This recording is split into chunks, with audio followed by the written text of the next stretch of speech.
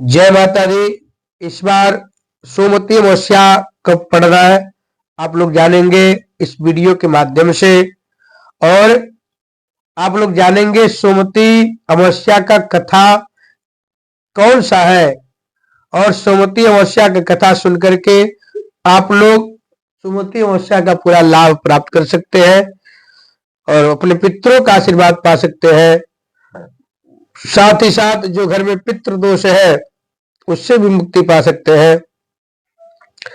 अमावस्या के दिन गंगा स्नान करना चाहिए। पितरों की मुक्ति के लिए, पितरों के मोक्ष के लिए गंगा स्नान करना चाहिए, तर्पण देना चाहिए गंगा जी में जा करके। और गंगा के अंदर दीप दान करना चाहिए, ज्योत जला करके उसमें पुष्प रख करके अपने पितरों का नाम उच्चारण कर ले, गोत्र उच्चारण कर ले और नदी में उस दिया को प्रवाहित कर देना चाहिए। उसके बाद आप लोग पितरों का दान करके पितृ को अपने मोक्ष प्राप्त करा सकते हैं, अपने पितरों को मुक्ति दिला सकते हैं। साथ ही साथ पितरों का पिंडदान करें, पितरों के लिए त्रिपिंडी श्राद्ध करें, पितरों के लिए एको दृष्ट श्राद्ध करें, पितरों की मुक्ति के लिए पितृगायत्री का भी जप करा ले ब्राह्मणों से, पितरों की मोक्ष के लिए, पितरों की सदगति के लिए, पितरों के जो पितृ दोष होता है पितृ शांति के लिए भी आप लोग अमावस्या के दिन पितरों का विशेष पूजन करके, विशेष त्रिपिंडी श्राद्ध करके किसी विद्वान ब्राह्मण से त्रिपिंडी श्राद्ध कराए। और ध्यान रखें, श्राद्ध, त्रिपिंडी श्राद्ध और पिंडदान वाला क्रिया घर पे नहीं होता है, घर से बाहर होना चाहिए। इस बात का विशेष ध्यान देना है। दूसरा मैं एक उपाय बता देता हूं। जो लोग गंगा जाने में सामर्थ्यवान है, जो लोग गंगा जी जा रहे हैं सबसे अच्छी बात है।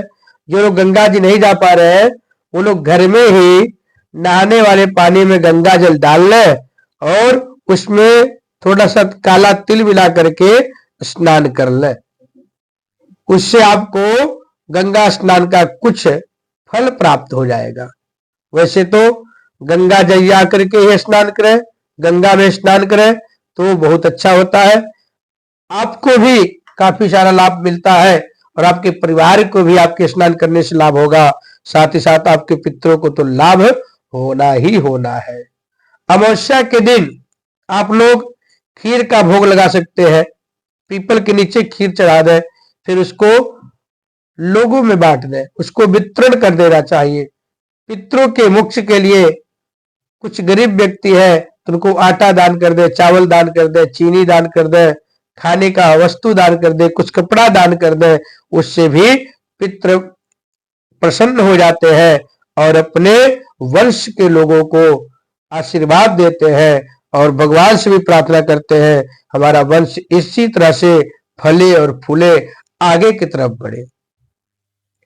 जो पुत्र पिता के लिए श्राद्ध करता है, पिता के लिए दान करता है, अपने पितरों के लिए दान करता है, वह पितृ ऋण से भी मुक्त हो जाता है। ये तो कहा जाता है पितृ ऋण एक ऐसा ऋण है कभी उससे आप उभर नहीं सकते, न पितृ ऋण को आप उतार सकते। सबके ऊपर होता है।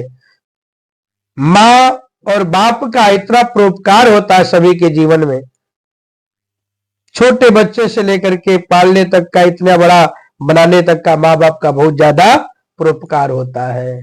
तो उस ऋण को कभी पुत्र चुका नहीं सकता है, तो उसको चुकाने के लिए पितरों के लिए दान करना चाहिए, जिससे आपके माता पिता को मोक्ष प्रदान हो, आपके माता पिता को, दादा दादी परदादा दादी को मोक्ष प्राप्त हो और सदगति प्राप्त हो। अभी मैं आगे चल के भी बताऊंगा सोमवती अमावस्या कब है। इस साल का आखिरी सोमवती अमावस्या है।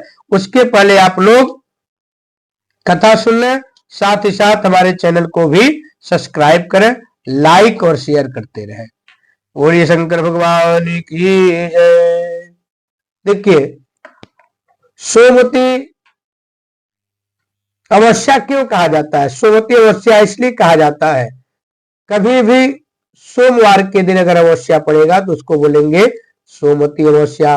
मंगलवार के दिन अमावस्या पड़ेगा तो उसको बोलेंगे भौमवती अमावस्या। शनिवार के दिन अमावस्या पड़ेगा तो उसको बोलते हैं शनि अमावस्या। ये सारा अलग अलग उसका विधान है और अलग अलग फल है। सोमवती अमावस्या का मैं आप लोगों को कथा सुना देता हूं, ध्यान पूर्वक सुन लें। सोमवती अमावस्या की कथा के अनुसार एक गांव था, गांव को ग्राम भी बोला जाता है। तो एक गांव में